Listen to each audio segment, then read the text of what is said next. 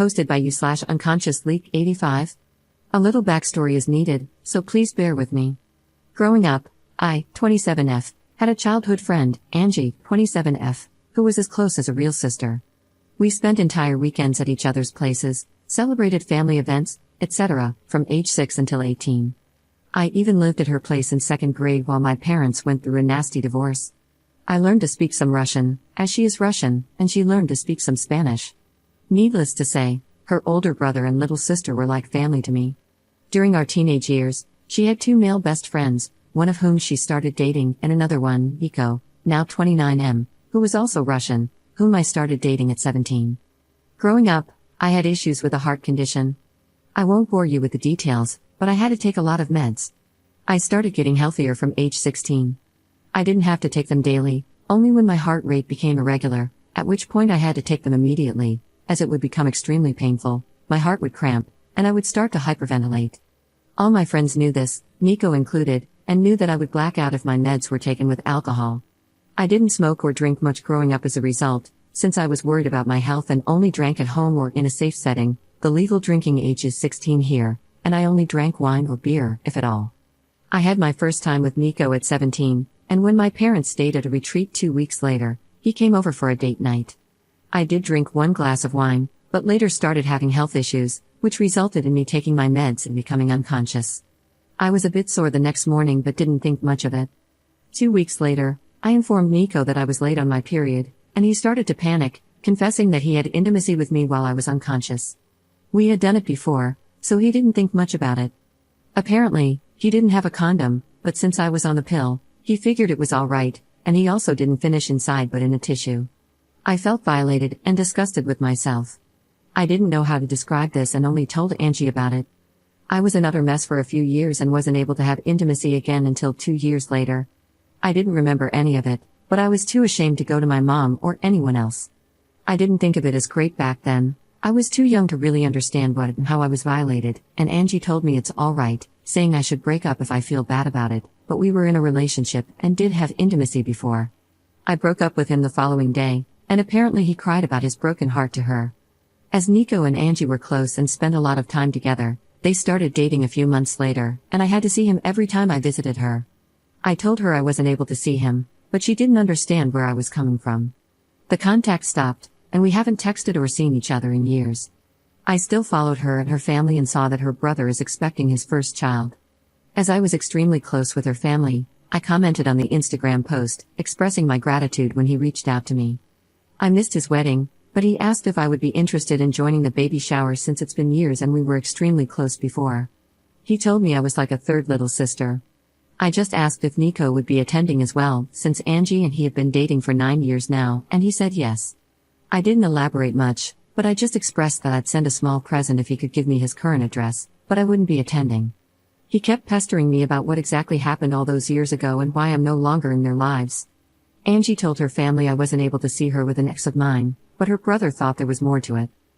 So, I told him the truth about what happened back then. While I didn't know it at 17, I now know that it was grape, and I named it as such. I didn't receive any message back from him, but a few days later, Angie reached out to me, furious. Nico had planned to propose during the baby shower, but Angie's brother is now against it, having learned why I stopped contact. She loves Nico and will stay with him, but by doing so, her brother said she is no longer a part of his life, as he doesn't want his little baby girl in the same family as a rapist. Since then, I've been receiving messages from old high school acquaintances, telling me I should have ignored it and not told anyone. They say that since I didn't speak up back then, I lost the right to do so now, and I'm a horrible person for ruining someone's life over something he did 10 years ago when he himself was a child as well. Am I wrong for speaking up? Update 10 days later. First of all, I am immensely thankful to all the people who took the time not only to read through my story but also to comment. I read every single comment and tried to respond to as many as possible. It gave me a little bit of hope for compassion toward victims of rape, and also the courage not to cave to the backlash I received. Reading all the messages defending my choice to speak up made me realize how insecure I was about what I'm allowed to do and how much I was trying to make things right for other people instead of for myself, especially Nico and Angie. All of you are right.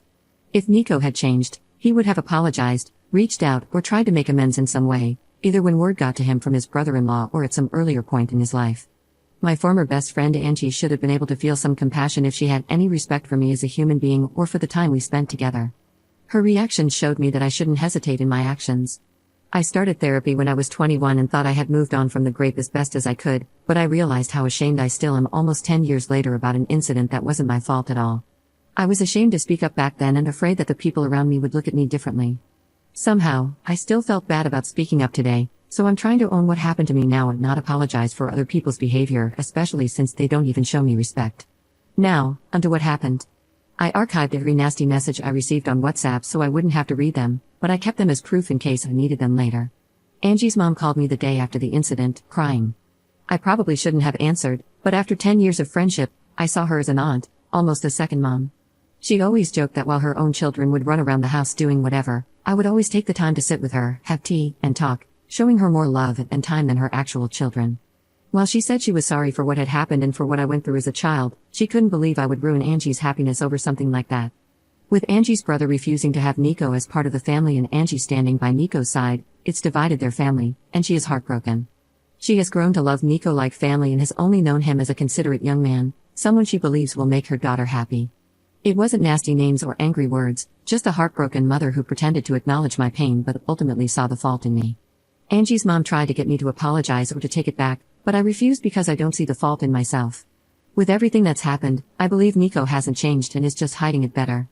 He can see how people are standing by him and supporting his behavior, so he feels no need to change. And that's something I didn't want to enable. Angie's mom never once used the word grape, and I tried to correct her every time she spoke about it.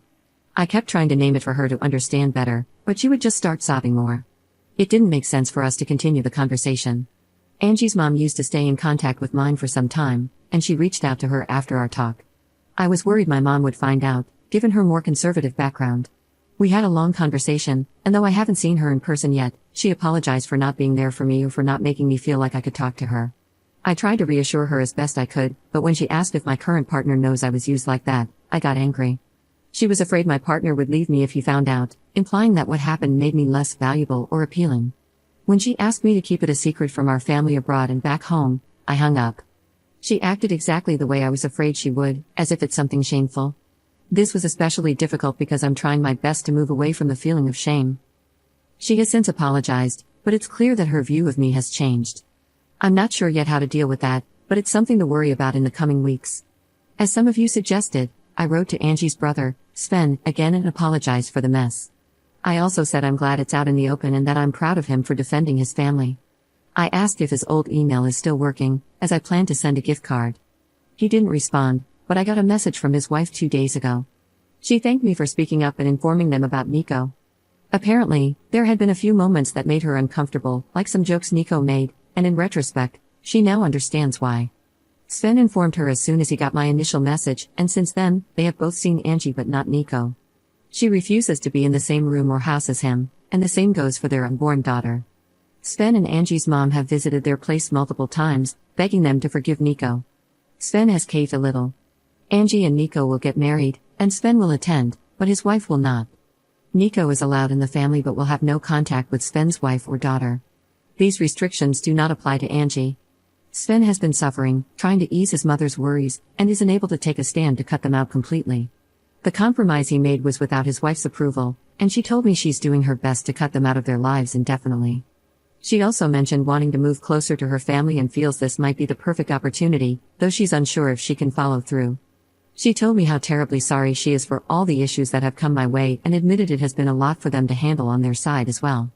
Sven knows it's not my fault, but he doesn't want contact. It's difficult for him to talk to or see my name because, even though he knows I'm not to blame, he still sees me as the bearer of bad news and the beginning of all this drama. His wife has told me several times that neither of them believes I'm the bad guy, they're just exhausted by everything, and it's been extremely hard on them. That's all that has happened so far. I'm frustrated with how everything turned out. It feels like Nico will just continue with his life without being remorseful. I didn't want him to suffer, but some part of me hoped for at least an apology for all the suffering I went through afterward. Now, I'm dealing with my mother's changed and shameful view of me, and even though I'm glad the truth is out, it's incredibly hard to stand by my choices. My partner and my best friends have been my rock throughout this ordeal. My best friend, in particular, has been enraged on my behalf, and I'm extremely grateful to have both of them by my side. Right now, I'm just emotionally drained, but I'm sure things will get better in a few weeks.